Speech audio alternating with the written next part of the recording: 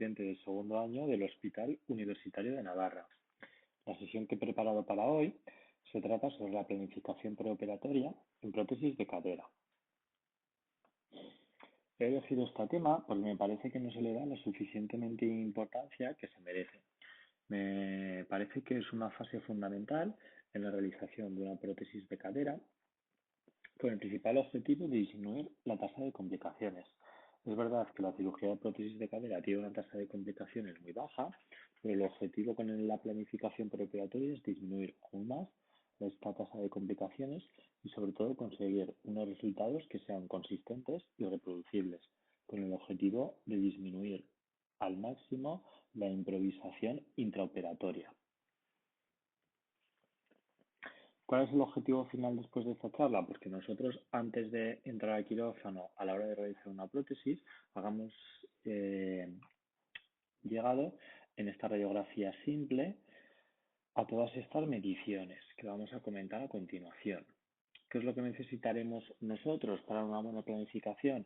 Pues simplemente una buena radiografía y las plantillas de los implantes que nosotros vayamos a implantar al paciente. ¿En qué consiste una buena radiografía de caderas? Pues como vemos en la imagen de la derecha, el centro del sacro, del coxis y de la sínfisis pubiana deben estar alineados.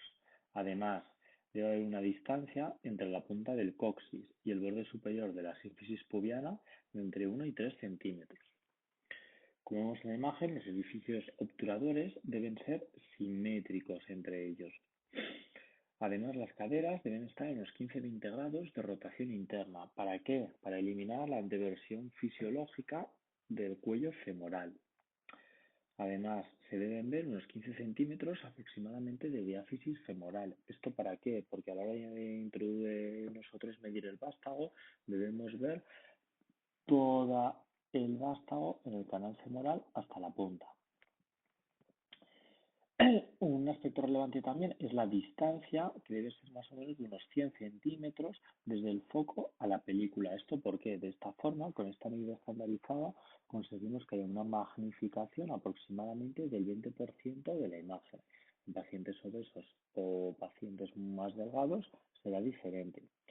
¿Qué es lo que conseguimos? Estandarizar esta magnificación y así nosotros todas las plantillas que vayamos a utilizar también cuentan con esta magnificación y están también magnificadas en torno al 20%. ¿Qué nos debemos fijar también en la radiografía? Pues sobre todo en la calidad ósea del paciente, cómo se encuentran las corticales, si son muy delgadas, si están engrosadas, la calidad del hueso, cómo se encuentra el cotilo, si tiene defectos óseos, si tiene presencia de quistes. Como vemos en las imágenes de la derecha, podemos ver arriba pues, la presencia de quistes en el borde inferior acetabular, luego también unas displasias de caderas en la imagen de abajo. Y en función de ello, pues nosotros elegiremos la técnica. Por ejemplo, si podemos utilizar una técnica cementada, cementar el vástago, cementar el cotilo, cementar ambos. O por ejemplo también si queremos atornillar el cotilo para aportarle una mayor fijación. Antiguamente, ¿qué es lo que se realizaba y también se realiza en la actualidad? Pues nosotros, sobre nuestra radiografía impresa, colocamos las plantillas encima y más o menos vamos midiendo. En la actualidad disponemos de programas con plantillas concretas a partir de una biblioteca y las podemos sobreponer electrónicamente sobre esta imagen radiográfica, es decir, sobre en el ordenador, sobre la radiografía del paciente, nosotros tenemos todos los implantes en una biblioteca que podemos ir colocando encima y podemos medir sobre ellos. ¿Qué es lo que vamos a medir nosotros en una radiografía de pelvis? Primero, la línea de referencia horizontal. Tomando como referencia el margen superomedial de ambas lágrimas, trazamos una línea que las comunique. Esta línea también nos puede servir de referencia para medir la dismetría entre ambas extremidades, que comentaremos posteriormente. El centro de rotación. El centro de rotación se define como la distancia horizontal respecto a la línea vertical que pasa por la lágrima hasta el centro de la cabeza femoral. Como vemos con un círculo azul es el centro de la cabeza femoral y vemos esta distancia horizontal hasta esta línea vertical que pasa por el centro de la lágrima y con el círculo dibujado alrededor, esto se define como el centro de rotación. El ángulo de Weaver o el ángulo centro-borde. Pues para medirlo, lo mismo, tenemos calculamos los centros de ambas cabezas femorales y trazamos una línea. Una desde este centro de la cabeza femoral hiperpendicular a la línea horizontal y luego otra línea desde el centro de la cabeza femoral hasta el margen más superoexterno del acetábulo. Valores superiores a 25 grados nos indican que se trata de una cadera normal. Sin embargo, valores inferiores a 20 grados, como podemos ver en la cadera derecha de este paciente, nos pueden indicar que se puede tratar de una displasia de cadera, es decir, una disminución en la cobertura. El ángulo de Tonis, ¿para qué nos sirve? Pues para valorar la inclinación del acetábulo, también para valorar la cobertura ósea de la cabeza femoral. Ángulos inferiores o iguales a 10 grados nos indican que es algo normal, sin embargo, ángulos superiores a 10 grados, como podemos ver en la cadera derecha, es un signo de displasia acetabular. El ángulo cérvico diafisario del fémur. Muy sencillo, trazamos una línea a través del eje longitudinal del cuello femoral que pase por el centro de la cabeza femoral y otra línea a través del eje longitudinal de la diáfisis femoral. Trazamos en estas dos líneas y nos da un ángulo. Un ángulo entre 120 y 135 nos indica que se trata de una cadera normal. Un ángulo por debajo de 120 grados nos indica que estamos ante una cadera vara. Y sin embargo, un ángulo por encima de 135-140 grados nos indica que estamos ante una coxa valga. El ángulo de inclinación del cotilo, esto lo comentaremos después a la hora de colocar los implantes, pero con respecto a la línea de referencia horizontal, que era esa línea que iba por el margen superior de ambas lágrimas, la inclinación debe ser de unos 45-50 grados.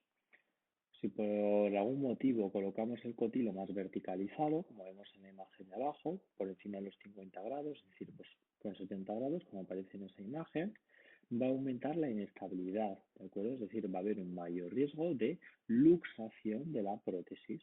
Por el contrario, si colocamos un cotilo por debajo de 40 grados, un cotilo más horizontalizado, va a haber menos riesgo de luxación, pero sin embargo vamos a disminuir la movilidad del paciente, va a tener problemas a la abducción de la cadera y además va a aumentar mucho más el desgaste de este par de fricción que puede desencadenar incluso una rotura. La anteversión acetabular normalmente debe ser entre unos 15 y unos 20 grados. En una radiografía simple no se puede valorar. Para ello es necesario pedir un escáner. En pacientes con displasia de cadera es muy típico que tengan una anteversión aumentada. El offset, ¿qué es el famoso offset? Pues como vemos en esta imagen, ¿de acuerdo? Vemos con una X roja el centro de la cabeza femoral y se define como la distancia desde el centro de rotación de la articulación al eje longitudinal anatómico femoral. La línea azul que va por la diáfisis femoral, vemos esa distancia que es definida como el offset. Lo comentaremos después, pero a la hora de implantar nuestros vástagos podemos tener un offset normal o un offset extendido o lateralizado. Y por último, la discrepancia entre ambas extremidades. ¿Cómo lo podemos medir? Pues con esta línea de referencia horizontal trazamos una línea que vaya hasta el margen más superior del trocánter menor y medimos la longitud. Como vemos en esta imagen, la discrepancia de longitud entre ambas extremidades es de 2 milímetros. ¿Cómo se puede medir también? Pues una línea horizontal que comunique ambos trocánteres menores. Finalmente, aquí tenemos un breve resumen de todas las mediciones que hemos comentado. Hemos calculado el offset, hemos calculado el centro de rotación, hemos calculado la línea de referencia horizontal y a partir de ella la longitud de ambas extremidades inferiores. Es un poco resumen con todas las mediciones. Y ahora vamos a pasar un poco a cómo vamos a planificar los implantes que nosotros vamos a implantar. ¿Qué tenemos que buscar de referencia ahora en el cotilo? Tres zonas. La primera, el borde acetabular superexterno, que está marcado con la letra A. Luego la línea iliosquiática con la letra B, que nos va a valorar un poco hasta dónde nosotros vamos a poder profundizar. Y luego la lágrima con la letra C. Luego vemos con una línea de puntos suspensivos la línea de referencia horizontal que pasa por la lágrima. Y podemos ver en este caso también calculado el centro de rotación. En la imagen de la derecha vemos ya la plantilla del cotilo sobre la propia radiografía y podemos ver las dos opciones con la inclinación del cotilo pues desde 45 grados hasta 60. ¿Qué es lo que aconsejan las guías? Pues medializar el cotilo hasta apoyar sobre la lágrima, pero sin sobrepasar el borde inferior. Al final nosotros lo que queremos es asegurar una buena cobertura ósea y eliminar al mínimo el hueso subcondral, es decir, conseguir un hueso sangrante y con eso es más que suficiente. Como vemos en la imagen, un paciente intervenido de una prótesis total de cadera izquierda que actualmente se va a intervenir de la cadera derecha. Vemos que nuestro paciente presenta una dismetría de 13 milímetros, pero a la hora de la implantación del cotilo no tiene relevancia. Vemos aquí cómo se ha calculado el centro de rotación y en la imagen de la derecha la elección del cotilo, que en este caso es un cotilo de 50. Vemos que se ha apoyado hasta la lágrima sin sobrepasarla, con una buena inclinación de unos 45-50 grados, con su posición perfecta. Y ahora vamos a pasar al vástago. ¿Cuáles son los objetivos aquí? Pues conseguir una correcta fijación y alineación. Aquí es donde vamos a restaurar el offset del paciente y aquí nos vamos a centrar también en la longitud de la extremidad. Implantes. Tenemos diferentes implantes con características diferentes que deberemos elegir en función de la anatomía del paciente. Pues si tiene un canal diafisario más estrecho, elegiremos un tipo de implante u otro. Sin embargo, a nivel metafisario tiene un canal muy ancho.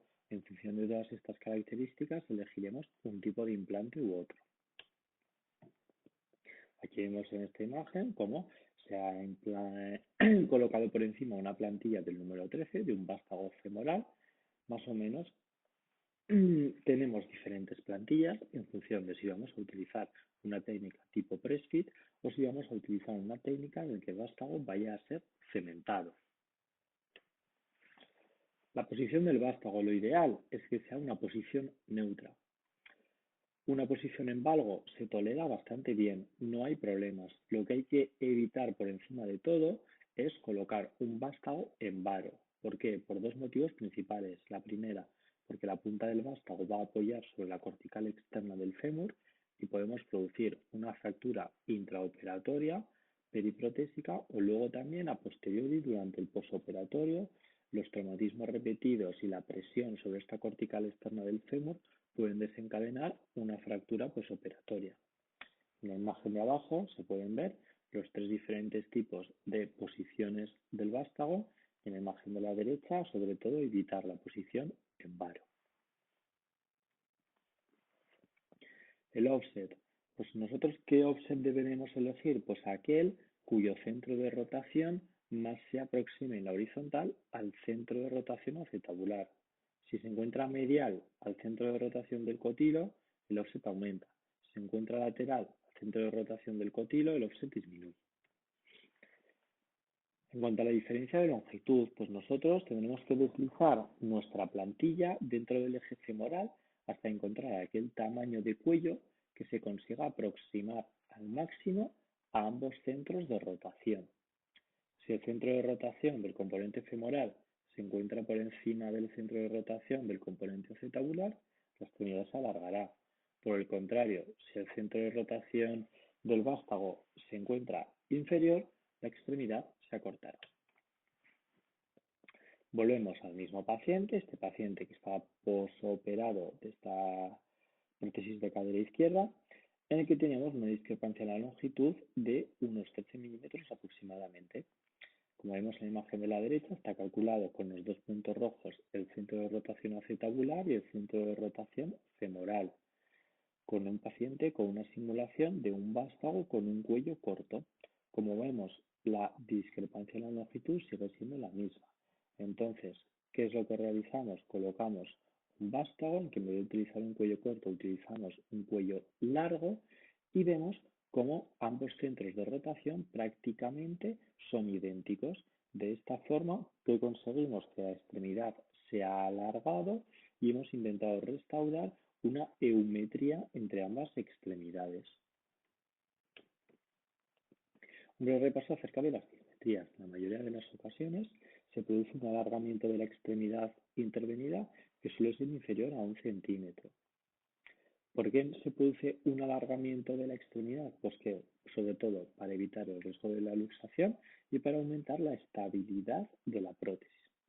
Tenemos dos formas de utilizar componentes con cuellos más largos, que nos va a dar una dismetría estructural, es decir, va a alargar la extremidad en sí misma, o sin embargo, utilizar componentes con mayor offset. ¿Esto qué quiere decir? Que vamos a dar una mayor tensión a la pierna, una mayor contractura a la musculatura abductora y nos va a dar una dismetría funcional. Haciendo una revisión de los estudios, lo comentado antes, que es lo que relatan que todos los alargamientos, prácticamente la mayoría, son inferiores a 1 centímetro. Esto los pacientes lo toleran estupendamente sin ningún disconfort en su calidad de vida. Nosotros, en nuestra consulta, más o menos a los 3 meses, valoraremos un poco, pues en nuestro paciente valoramos la dismetría y si se encuentra molesto, no lo tolera muy bien, existe la posibilidad de que eh, lleven unas alzas en el zapato para igualar ambas extremidades. En dismetrías muy severas o en disconfortes severos que el paciente no tolera bien y que le afecta su calidad de vida, se puede plantear una cirugía de corrección. ¿Cuál es el riesgo? Pues hay que valorar un poco el riesgo-beneficio porque si nosotros acortamos la extremidad va a aumentar la inestabilidad y el riesgo de luxación y hay que valorar junto con el paciente si merece la pena o no. Y por último, para terminar, ¿cuál es el futuro de la planificación preoperatoria? Pues como vemos en la imagen de abajo a la izquierda, las impresoras 3D, en muchos centros para cirugías complejas se está empezando a realizar estas impresiones en 3D con la que poder ver directamente, poder colocar los implantes sobre encima, ver cuál se adapta mejor, hasta dónde se puede profundizar. Además, también se está empezando a poner de moda la utilización del escáner preoperatorio de manera rutinaria, sobre todo para valorar la calidad ósea que nos vamos a encontrar intraoperatoriamente y luego también nos puede venir muy bien, sobre todo pues, para la anteversión acetabular que, como recordamos, no se puede valorar en la radiografía simple de pelvis. Y por último, en algunos centros se está empezando a implantar la cirugía robótica con el robot Mako, que nos va a permitir disminuir aún más la tasa de complicaciones y sobre todo pues, conseguir una buena inclinación del cotilo, una buena impactación del vástago. Todas las ayudas son buenas. Eso es todo y muchas gracias.